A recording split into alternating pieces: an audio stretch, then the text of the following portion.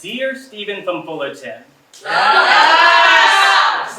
when you told one of your female employees, you don't talk like someone who has a boyfriend, what would you say you meant by that? Dear Stephen from Fullerton, who works as a shift manager at Pizza Hut, do you ask all of your coworkers if they're still virgins? Or was that question just for the new girl?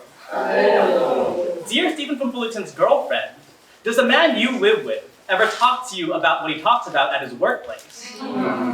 Dear Stephen from Fullerton, who listed every object in your store heavier than the new girl could carry after you overheard her say she's a strong woman. How would you describe your managerial skills, your professionalism, your overall work ethic? Dear Stephen from Fullerton, who puts sexually suggested anime stickers on his car. Where do you see yourself in 5 years? Do you have aspirations of climbing the corporate ladder? Do you dream of making it in show business? Do you hope to one day run for office? Dear Stephen from Fullerton, who texted the new girl on her day off about next week's scheduling, and then asked her the following day if your messages made her boyfriend jealous. Yes, Stephen, absolutely. Every morning I wake up and I ask myself, what can I do today to become more like Stephen from Fullerton? Dear Stephen from Fullerton's father, are you proud of the man your son's become? Did you teach him everything you know?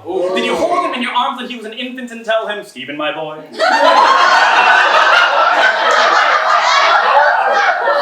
You're going to disrespect so many girls as you go up. And burrow into every nook and cranny of privilege afforded us by a patriarchal society to shield yourself from consequences. Because if you didn't, then how did your son, Stephen from Fullerton, turn out to be such a run-of-the-mill, garden variety, cookie-cutter, basic model, factory default settings misogynist? Dear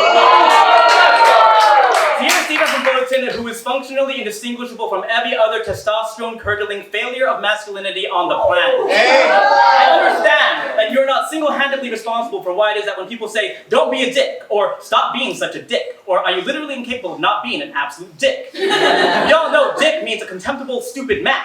And in all honesty, Stephen, the incapable of not being an absolute dick from Fullerton, you are not worth an entire poem. But you're getting one anyways. Because I'm petty, and spiteful, and abundantly mean-spirited. And I've got a personal vendetta against you that isn't really just about you in particular. In that way, Stephen Fullerton, I'm a little bit like you. Let's pretend that my motivation for writing this is because the hornier I get around you, the worse I try to make you feel. And also, how dare you not be male? Which brings up the only question I actually want to ask you, Stephen Fullerton. How dare you be male?